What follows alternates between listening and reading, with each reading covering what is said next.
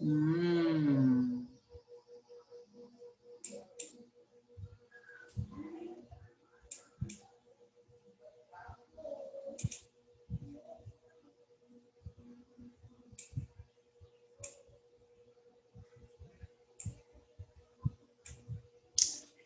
Então, bom dia, pessoal. Boa tarde, boa noite, boa madrugada. Sou Elisângela Marcelina, estou de volta com vocês para poder dar continuidade ao nosso.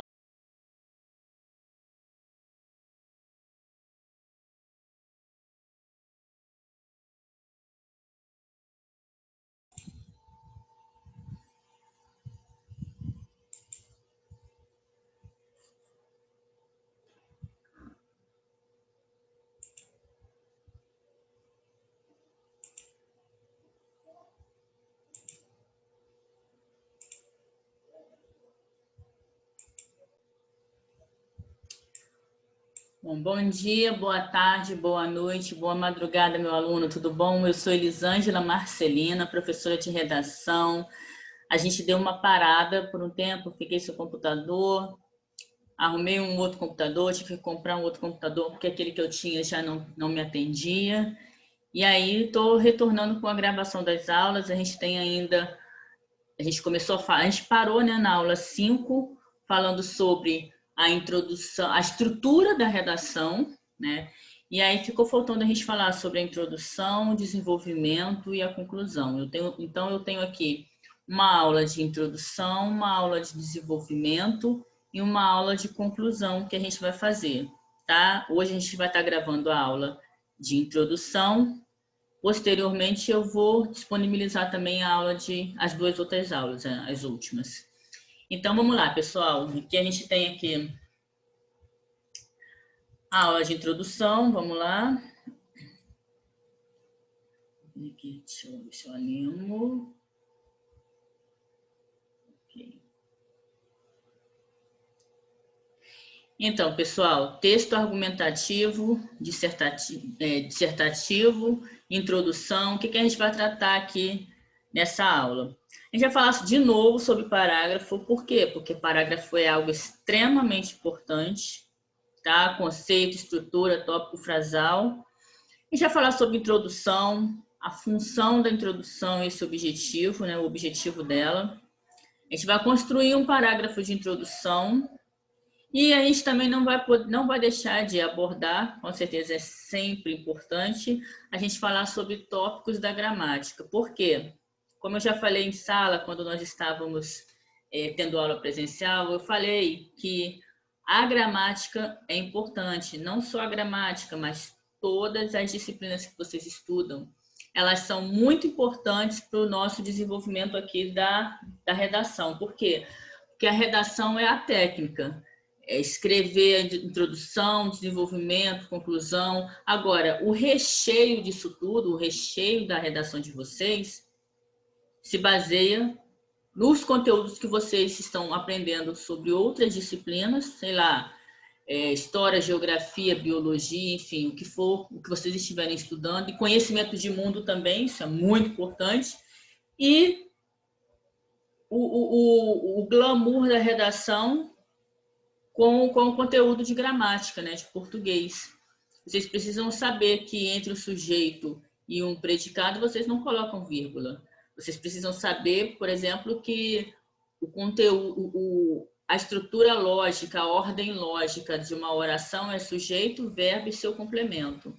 Se você decide trocar essa ordem, você precisa pontuar isso. Então, ao longo das nossas redações, vocês vão ver isso, mas especificamente isso é dado em gramática. E a gente vai resgatar alguns conhecimentos de gramática para dar base aí na nossa disciplina de redação, beleza? Vamos lá, e a gente vai praticar também. Pessoal, estrutura de uma redação, estrutura de qualquer texto, é isso que vocês estão vendo. Ele tem parágrafos, um texto, uma redação, ela é constituída de parágrafos, e cada parágrafo tem o seu tópico frasal. Esse tópico frasal é desenvolvido e posteriormente concluído. Isso significa que em cada parágrafo que vocês fizerem da redação de vocês, esse parágrafo vai ter início, meio e fim. Vocês não vão, de forma alguma, fazer um parágrafo e deixar solto no ar, assim, o examinador que se vire e dê o final. Não. Vocês são responsáveis por iniciar, por dar continuidade e também vão ser responsáveis por finalizar o parágrafo de vocês. Isso é muito importante, tá? Continua aqui. O que é um parágrafo? Um parágrafo é uma unidade textual, é composta por uma ou mais frases que circundam a ideia central. Outra coisa, tópico frasal, ideia central, isso sempre vai estar em cada parágrafo, tá? Ela pode vir acompanhada de ideias secundárias. O parágrafo, ele pode vir acompanhado de ideias secundárias, porém, sempre vai haver também a ideia central. É um mini texto, portanto, deve ter introdução, como eu falei com vocês, introdução, desenvolvimento e conclusão, ou seja, início, meio e fim. Para quem gosta de comer, pão, carne e pão, tá? Quem gosta de McDonald's aí. Vamos lá. Todo parágrafo deve ter início, meio e fim. Todo parágrafo tem introdução, desenvolvimento e conclusão. Todo parágrafo tem pão, carne e pão. Pão, recheio e pão. Beleza? Atende às necessidades discursivas e textuais de maneira diferente, dependendo do gênero produzido. Então, vamos lá, pessoal. Essa estrutura, ela pode ser em gêneros literários. Isso aí, em gêneros literários, eles não consideram muito, porque pode muito variar de acordo com o que o autor queira escrever, qual é o efeito que o autor queira dar. Mas nas redações de vocês não tem esse negócio de efeito, de som, de sonoplastia, nada disso. A redação de vocês vai ter um parágrafo que vai ser dividido em introdução, desenvolvimento e conclusão, com argumentos plausíveis, lógicos, nada de emoção, porque você não quer apaixonar e se apaixonar e fazer o seu leitor se apaixonar por você. Você vai mostrar as suas ideias de forma clara, objetiva, tá? Sem mimimi, sem flu-flu, e a pessoa ela vai avaliar se você está sabendo exatamente o que você está escrevendo, né, o que você escreveu, e através do seu texto vai avaliar isso, qual é o seu conhecimento de mundo. O seu texto também vai demonstrar isso. E o que mais?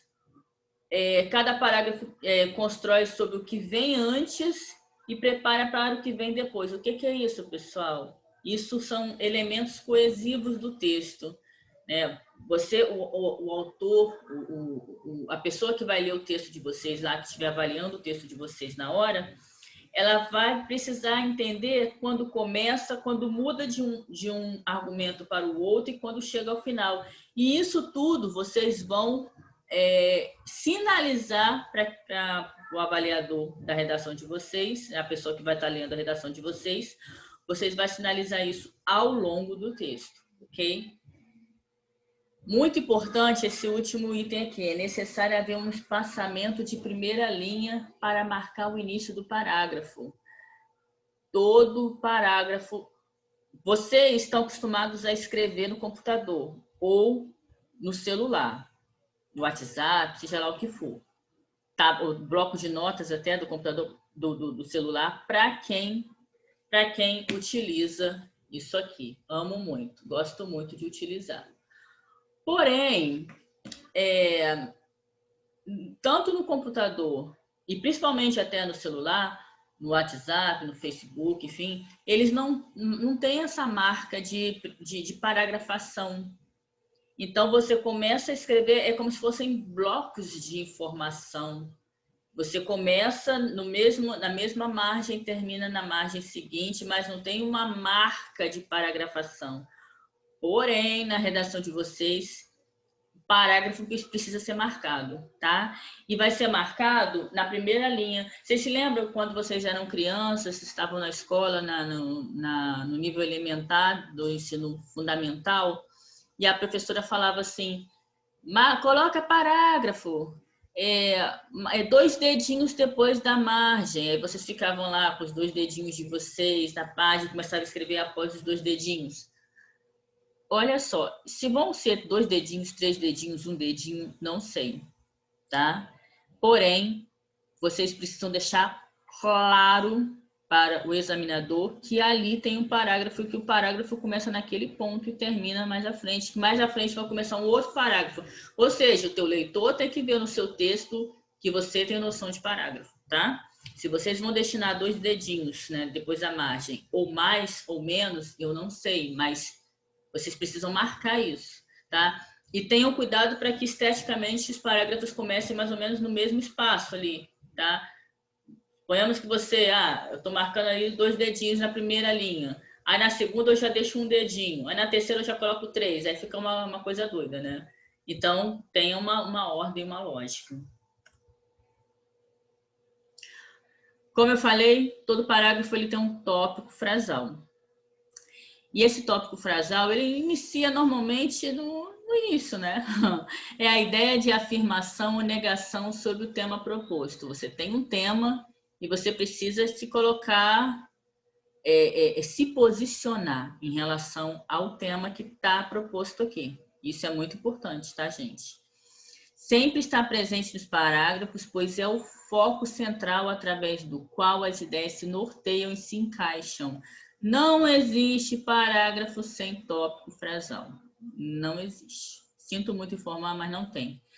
Por quê? Porque sempre que você vai dizer alguma coisa, esse dizer alguma coisa já tem uma intenção por trás. Você só diz alguma coisa porque você tem a intenção de, e você manifesta essa sua intenção através do que você vai dizer. Tá? Então, isso tem que ficar claro para quem vai ouvir, para quem vai ler. Tipos de tópicos frasais. Você pode iniciar a tua redação, ou você, no caso, a gente está falando aqui de introdução, né? Muito importante a gente voltar aqui, frisar. A gente está falando de introdução. Então, na tua introdução, você pode iniciar com uma declaração inicial, seja ela qual for, sei lá, todo, sei lá, todo homem... Não, o trabalho dignifica o homem, pronto. Um exemplo, o trabalho dignifica o homem. Tudo que você vai dizer depois é algo secundário, são ideias secundárias que gravitam em torno dessa frase que você falou, dessa declaração inicial que você falou.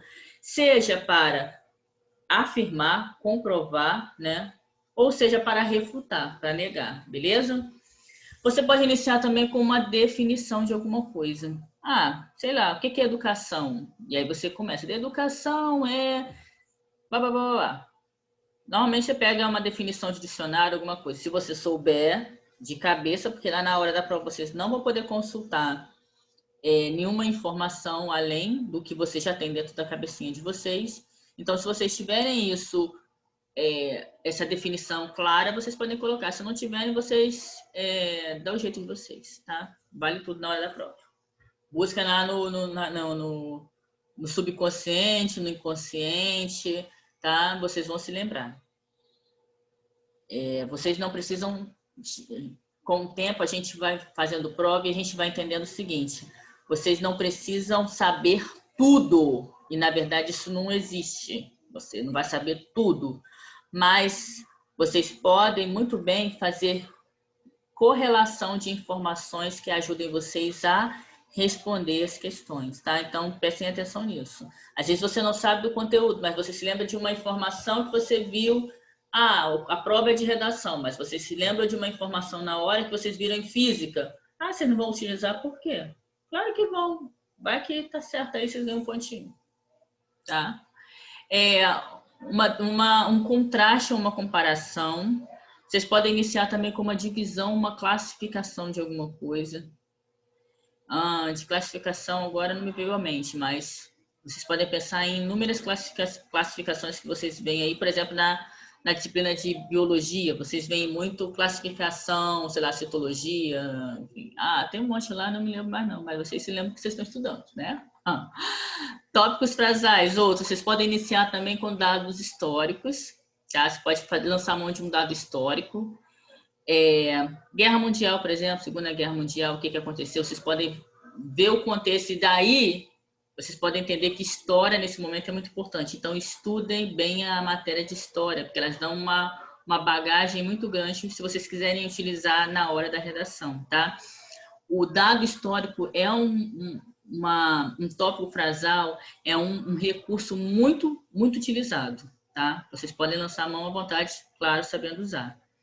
Um fato social recente. Olha, tem vários fatos sociais recentes aqui. Basta vocês olharem na televisão, na internet, tá? Em vez de olharem o computador, acessarem o Facebook, só para poder olhar histórias da vida dos outros, fotos da vida dos outros, acessem para vocês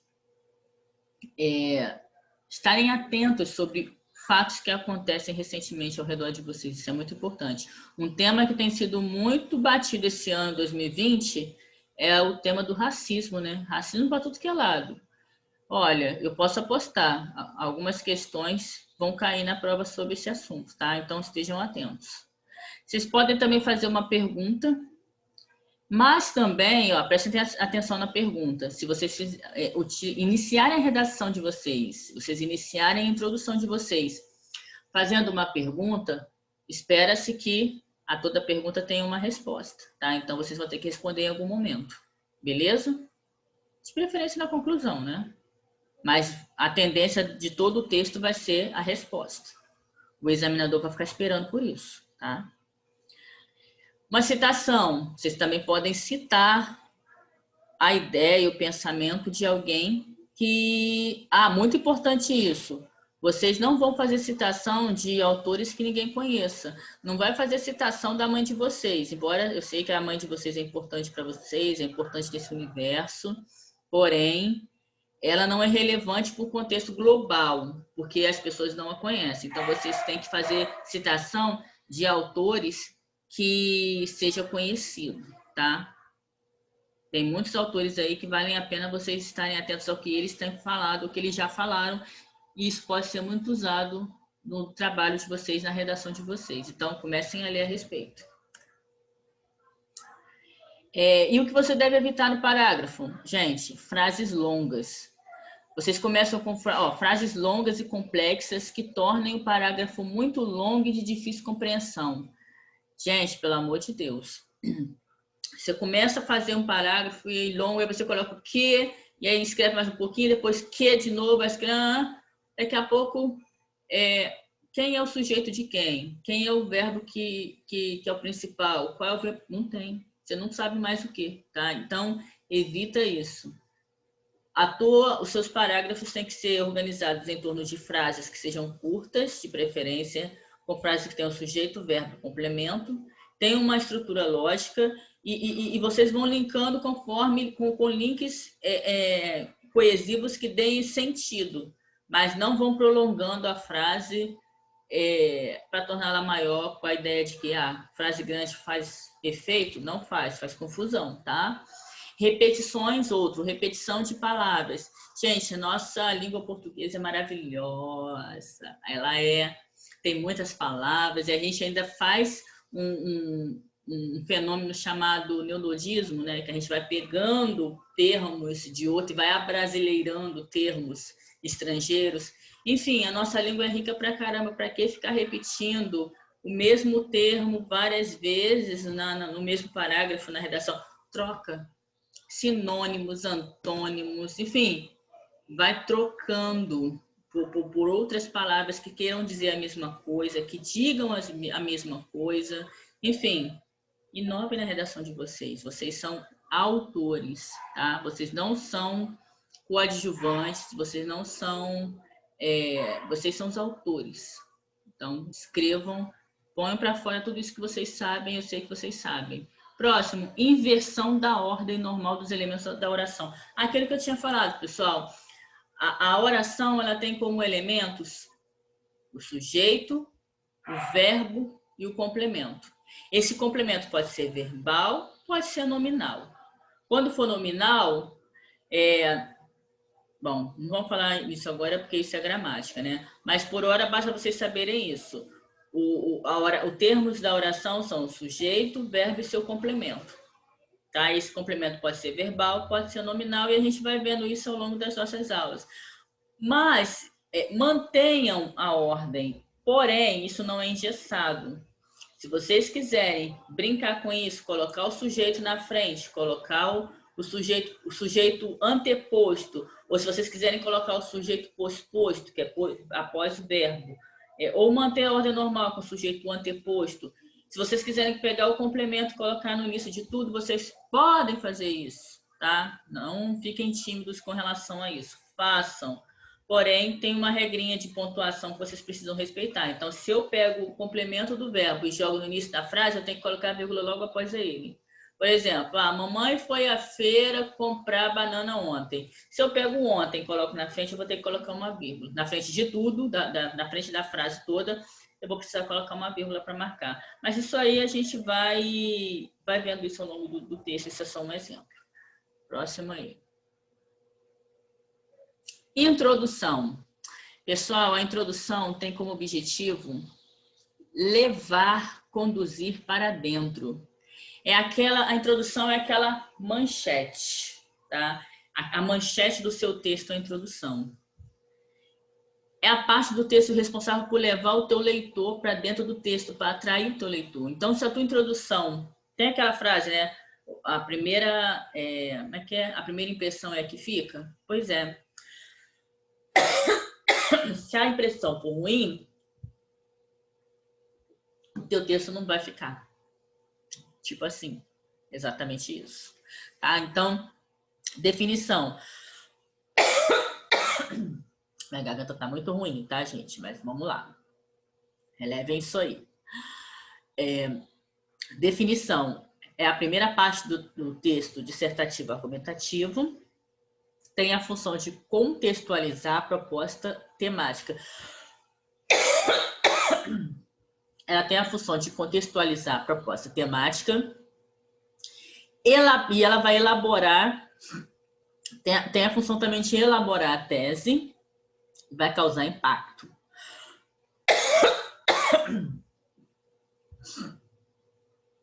Essa é a função da introdução, tá? Então, como é que você vai ver isso aí? A gente vai ver no próximo parágrafo, no próximo slide. Qual o objetivo dela? Levar ou conduzir o teu leitor para dentro do teu texto. A partir da tua introdução, o teu leitor vai querer ler o desenvolvimento e a conclusão, tá? Se a tua introdução for ruim, coitado de ti. Como é que você vai construir um parágrafo de introdução? Como é que você vai apresentar a sua tese, pessoal? Como? De duas maneiras. A primeira, você vai contextualizar a proposta do tema. Como é que você vai fazer isso? Você vai mostrar o quão relevante o tema é para a atualidade. Então, é importante que você saiba, que você tenha conhecimento de mundo. Muito importante isso, tá?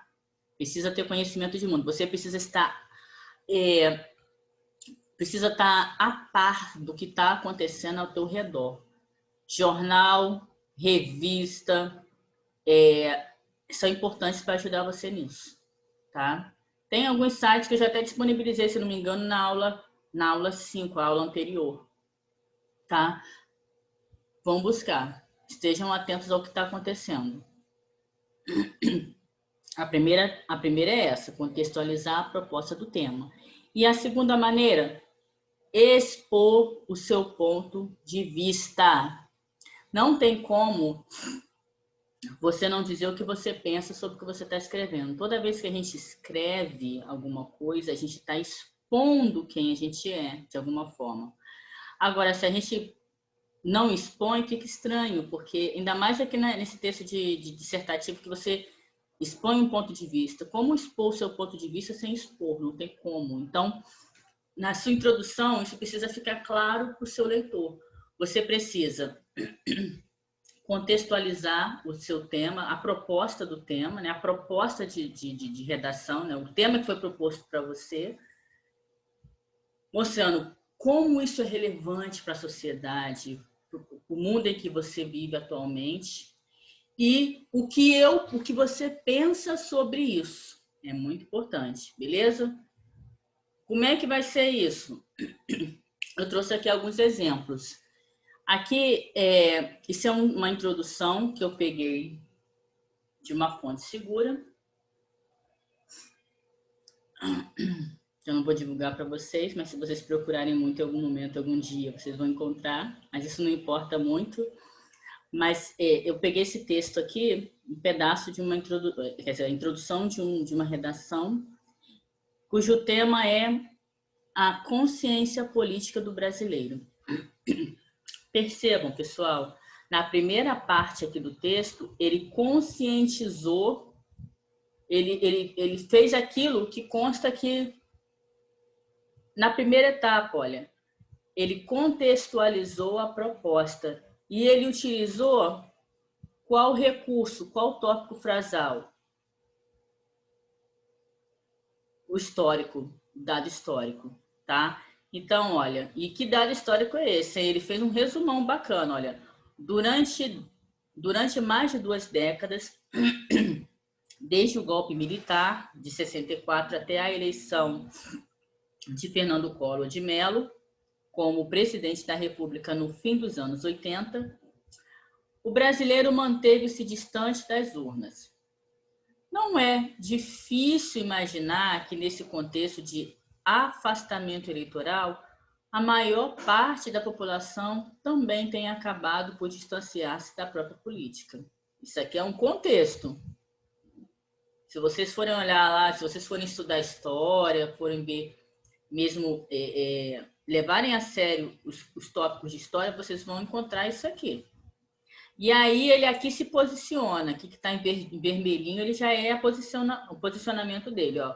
Hoje, vem aqui para poder marcar, que ele já queria trazer para hoje, e já jogando porque ele está vivenciando hoje, ele colocou aqui a palavra, o termo, quer dizer, o recurso coesivo aqui hoje, para marcar assim, é hoje, olha, é aqui agora o que a gente vive. Então, ele pegou um dado histórico, analisou, colocou ali, nem analisou, ele lançou mão de um dado histórico para poder vocês entenderem o que estava acontecendo lá atrás e fez um contraponto com o hoje, com o que está acontecendo, e já colocou a palavra hoje para poder trazer vocês para a realidade, para o hoje, para o presente, para não deixar o leitor no passado, tá? Trouxe o leitor para o presente e colocou o posicionamento dele acerca do que ele escreveu, acerca do tema consciência política do brasileiro. Hoje, o que vemos é uma população descrente e desinteressada, que vota mais por receio das punições do que por dever cívico, consciente e direito cidadão. Perfeito. Entenderam, pessoal? Então, primeiro vocês vão contextualizar a proposta do tema,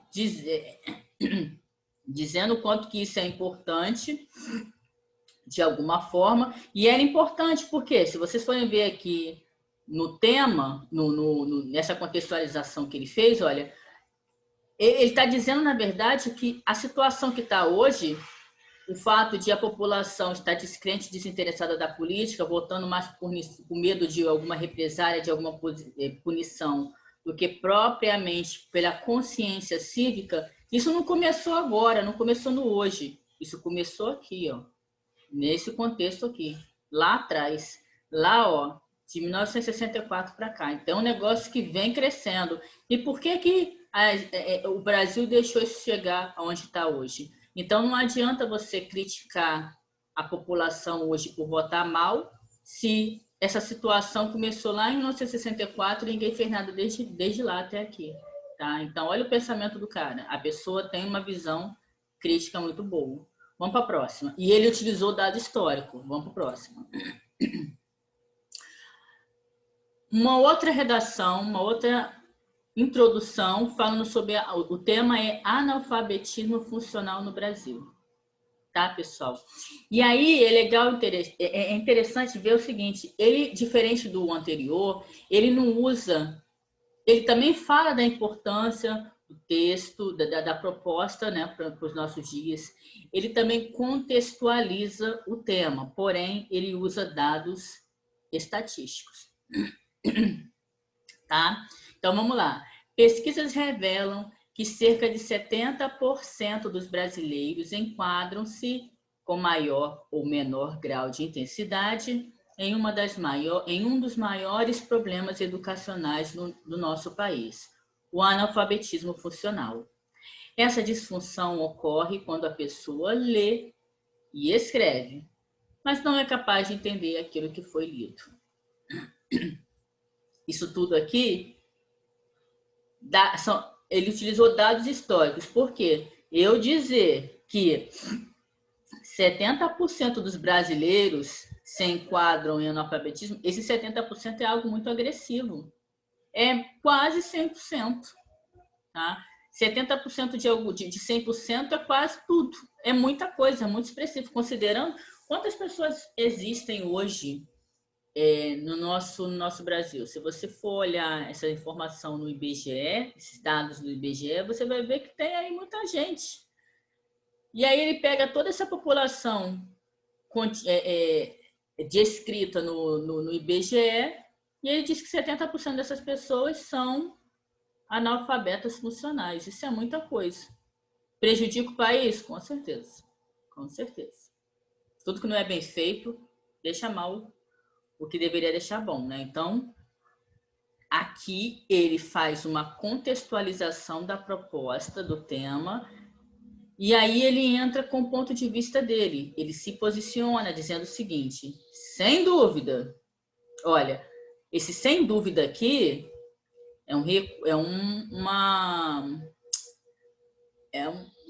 um conectivo de certeza, que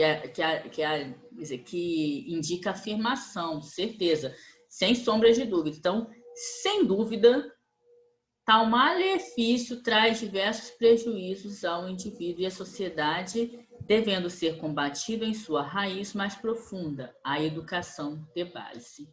Então, aqui ele se posiciona dizendo o seguinte: o problema existe, sim. Quase 100% da população é acometida por esse problema. Assim, a solução para resolver isso é a educação de base. Não adianta você investir, o governo investir. Claro que é importante investir em educação de nível superior, é importante. Investir em formação continuada, mestrado, doutorado, isso é importante. Porém, é necessário investir em educação de base, mostrando para as pessoas que na educação de base são crianças, mas mais para frente serão adultas, responsáveis pelos seus atos, que elas têm um compromisso civil, que elas têm um compromisso com o país delas e, portanto, elas têm que votar de forma consciente e que elas têm que procurar não ser analfabetas funcionais, mas que elas têm que ter pensamento crítico em relação ao que chega para elas. Próximo. A importância da família. Esse é o tema. E aí a pessoa contextualiza...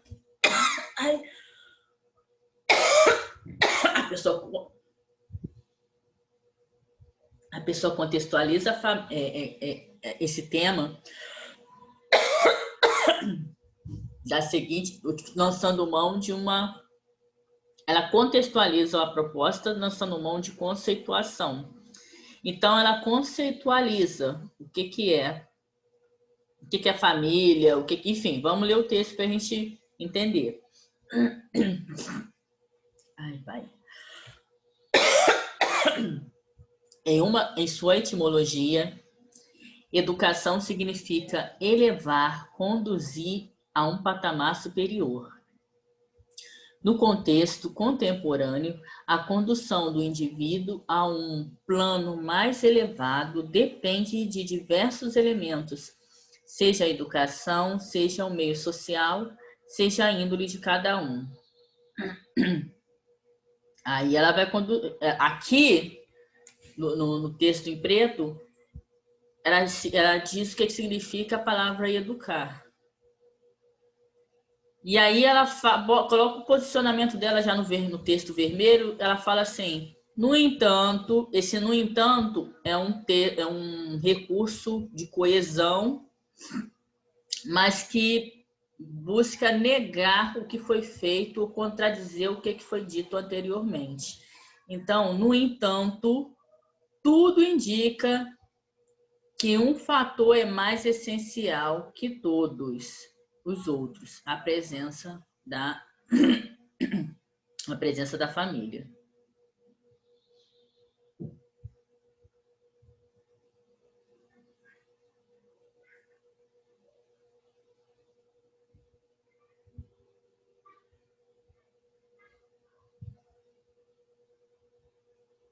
Isso.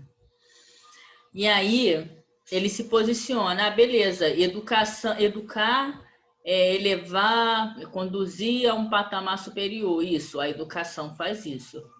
Porém, a família é essencial. Essa aqui é a ideia que ele coloca aqui. Educar é importante. Educação de base é importante. Educação elementar, quer dizer, ensino básico, né? Ensino básico, ensino médio. Educação formal, de certa forma, né? Vamos dizer assim. Educação formal é importante. Por quê? Ela conduz a um patamar superior. Porém, a fundamental é a presença da família. Gente, vamos combinar. Quantas pessoas, quantos indivíduos hoje têm sido criados sem presença de família propriamente dita, assim. O pai está distante, ou a mãe está distante, ou os dois estão distantes e a criança, o indivíduo é criado por um parente. Enfim, às vezes nem por um parente, enfim. Família é importante, a presença da família é importante, porque ela dá uma base, ela ensina valores que a educação ela não vai por si só suprir. O pai, ele não pode levar a criança para a escola sem ensinar aquilo que ele deve ensinar dentro de casa para que a criança pratique na escola. E é isso que o texto está dizendo aí. Que o pai e a mãe, eles têm o objetivo, a obrigação de ensinar para o filho aquilo que o filho tem que aprender dentro de casa, porque dentro de casa a criança aprende a ser educada, a respeitar os outros, a ter tolerância, enfim, a amar, né? A tratar os outros com respeito e com amor. E quando ela chega na escola, ela só vai expressar isso. Ela vai colocar para fora, no convívio dela com as outras crianças, aquilo que ela já aprende em casa. Então, se ela aprende em casa, no meio em que ela está, algo distorcido, ela vai apresentar isso na escola de forma distorcida também. A escola ela não vai ensinar. Claro que hoje tem muitos profissionais tendo que fazer isso, porque quando falta em casa, o profissional tem que fazer, acaba tendo que fazer na escola, até para poder conseguir que o trabalho dele seja bem feito, o trabalho de ensinar. Mas na escola, o professor ele vai ensinar português, matemática, história, geografia, ele vai ensinar as matérias do ciclo básico para o aluno ter um patamar superior. Mas só que não basta ter um patamar superior baseado só nas disciplinas. Isso é importante, mas não é tudo. Tem que haver uma educação também que vem de casa. Tá? Então, é isso que a pessoa está refletindo aqui. Em sua etimologia, educar significa elevar, conduzir a um patamar superior. Sim, educar faz isso. No contexto contemporâneo, a condução do indivíduo a um plano mais elevado depende de diversos elementos. Não é só o estudo de português, matemática, história, geografia, biologia, ciências. Não é só isso. A escola, seja o meio, seja a índole do indivíduo. Então, dentro de casa, a criança, o indivíduo, ele vai aprender sobre construção de uma índole, de uma boa índole ou má índole, né? Respeitar o próximo, viver em comunidade, enfim, isso ele vai aprender em casa e vai aperfeiçoar na escola. Tá? No entanto, tudo indica que um fator é mais essencial que todos os outros, a presença da família. Então, ele se posicionou dizendo que a família é fundamental para tudo isso. Ou seja, tudo começa na família. Próximo. Tema: Desafios da educação no Brasil no século XXI. E aqui, esse é o tema. E aí a pessoa contextualiza lançando mão de um recurso chamado citação. Ela cita o pensamento de um autor. É qualquer autor? Não. É um autor conhecido de todos, e o Paulo Freire é um autor conhecido, um escritor conhecido, filósofo, educador conhecido. E também a ideia que ele preferiu citar é uma ideia que vai ao encontro do que o autor do texto estava pensando, tá? Essa citação, preste atenção, a citação tem que ir ao encontro de e não de encontro a. Preste atenção, a diferença. Ao encontro de é em conformidade com. De encontro a é contrário a, tá? Isso aí vocês vão ver em gramática, mas a gente já está adiantando aqui porque facilita muito para o nosso texto, para o nosso ensino aqui de redação. Essa citação que ele vai lançar a mão aqui para poder iniciar a redação dele e fazer uma contextualização do tema, tem que ser de um autor conhecido e o pensamento tem que ir ao encontro do que ele vai dizer ao longo do texto, ao encontro da ideia dele, senão não vale. Eu não vou usar na minha redação argumento e o pensamento de um autor que fala contra mim. Isso não tem nem coerência, né, gente? Pelo amor de Deus. Então, vamos lá. O educador e filósofo brasileiro Paulo Freire afirmava que se a educação brasileira não transforma a sociedade, sem ela tampouco a sociedade muda. Esse foi o pensamento do educador e filósofo Paulo Freire, que está de acordo com o que o autor do texto está escrevendo, com a ideia do autor do texto. Então, ele se posiciona logo depois. Analisando o pensamento e relacionando a educação, a realidade da educação no Brasil, percebe-se a necessidade de um olhar mais atento para o aprimoramento do sistema de ensino, considerando sua importância para a promoção de uma sociedade mais crítica e reflexiva, que, consequentemente, tende a ser mais justa e igualitária e humanizada. Beleza? Então, o que ele está dizendo é o seguinte, que tem que olhar para a educação. E aí ele lança a mão do pensamento do Paulo Freire para poder dar um suporte, uma base ao que ele quer dizer. Ele sozinho dizer é importante, mas não como é que eu vou dizer? Não causa aquele impacto, sabe? Não tem aquele peso que tem quando ele lança a mão do pensamento de uma pessoa importante, de uma celebridade importante aí. Próximo. Aqui o tema é política e corrupção, uma realidade brasileira. Aqui eu gosto pra caramba desse recurso que ele utiliza aqui, olha.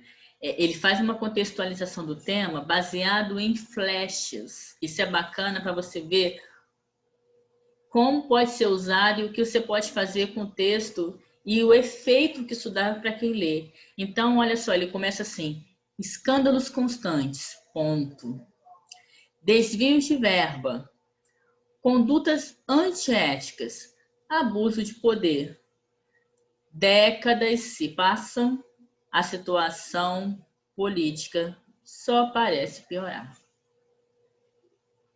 Olha a contextualização. Quando você olha escândalos, quando você lê escândalos constantes, na política isso tem o tempo todo, né? Olha lá uma plenária lá uma reunião do plenário que você vê, muito escândalo, no jornal, enfim, para tudo que é lado você vê sobre política, muito escândalo. Desvios de verba, isso direto, condutas antiéticas, lavagem de dinheiro, mensalão, petrolão e por aí vai. Isso tudo é o cenário que a gente vive hoje na política brasileira, infelizmente. E aí parece que o negócio sobe assim, parece que vem assim, descendo ladeira abaixo. Escândalos constantes, desvios de verbas, condutas antiéticas, abuso de poder. E aí vai descendo. No final ele meio que conclui aqui esse flash dele, essa contextualização dizendo o seguinte: décadas se passam, a situação política só parece piorar. Parece que o negócio está descendo ladeira abaixo, né? Vai embora. Coisa horrível, né? Mas esse é o efeito que ele quis dar ao texto dele, ficou um negócio bacana. Vocês também podem fazer muito bom uso disso, tá? E aí ele coloca o ponto de vista dele em vermelho. A corrupção tornou-se algo corriqueiro e os cidadãos acostumaram-se com isso. É preciso que os direitos e os deveres sejam respeitados para que assim essa realidade seja alterada. Tem mais alguma coisa para falar sobre isso? Acho que não. Perfeito. Perfeito mesmo. Vocês podem fazer o uso disso aí com consciência, treinem, vale a pena. E aí a gente terminou aqui a parte de conteúdo e a gente vai para a hora do praticar. É claro que eu não vou fazer nenhum texto com vocês aqui, porque isso é obrigação de vocês, tá? Eu espero realmente e sinceramente que vocês façam, porque isso só vai ajudar vocês no objetivo que vocês têm, que é de passar no vestibular. E para passar no vestibular, vocês precisam disso. Não adianta fugir. Então, eu tenho aqui, eu acho que 10 propostas de temas diferentes que eu preciso que vocês façam redação, introdução de vocês. Então, o tema, a proposta inicial aqui é a mesma. Considerando todo o conteúdo estudado sobre redação e considerando também todo o conhecimento de mundo que se espera que um candidato a vestibular tenha, redija uma redação, uma introdução, só quero a introdução, pessoal, nesse momento só a introdução, para um texto dissertativo argumentativo com no mínimo 5 linhas e no máximo 10 sobre o tema o comportamento do brasileiro em relação à pandemia do coronavírus. Essa é a primeira proposta. Segunda proposta, o posicionamento do presidente da República, Jair Bolsonaro, sobre a pandemia do coronavírus. Terceira proposta, a questão do racismo no Brasil. Esse tema pode ser cobrado em alguma redação do vestibular de vocês, que isso está bem em moda hoje. Hoje que eu falo 2020. Proposta 4. O patriotismo em questão no Brasil. Proposta 5. Geração Neném. A necessidade de combater os altos índices de jovens que nem estudam nem trabalham no Brasil. Proposta 6. Coronavírus. Impactos da pandemia na economia. Proposta 7. Os efeitos da falta de autoconhecimento na era digital. Muito importante isso. Vocês que lidam com a era digital aí, é muito importante fazer uma reflexão sobre. Proposta 8. Liberdade de pensamento. Livro 1984 versus Vida Real no século XXI. Eu coloquei o livro 1984 porque a gente está lendo sobre esse livro para a prova da UERJ, correto? Então, qual é o contraponto? Qual é o link ou a relação que vocês fazem entre o livro, as ideias referentes à liberdade de pensamento contidas no livro 1984 e a vida real que vocês vivem hoje, no século XXI? Faça uma reflexão sobre. Próximo. Proposta 9. Redes sociais. É liberdade ou é prisão? Por quê? Vocês acham que ficar na internet o tempo todo é liberdade? Você pode fazer o que você quiser? Ou é uma prisão? Você fica preso àquilo porque, sei lá, pensem aí. Vocês que usam a internet para diversão. Vocês usam a internet, então isso é o quê? Uma diversão ou uma prisão? Uma liberdade ou uma prisão? Proposta 10. Impactos da instabilidade política no Brasil. Proposta 11. perspectivas e desafios do Enem digital. E aí a gente acaba a nossa aula. Eu espero que tenha sido proveitoso para vocês. E eu deixo aqui esse pensamento. A fórmula do sucesso. A gente quer ter sucesso na vida, sempre. Mas a gente tem que se atentar para o seguinte, o sucesso, a fórmula do sucesso, ou o sucesso, passa pela seguinte equação. É o somatório de pensamentos e hábitos praticados diariamente com disciplina.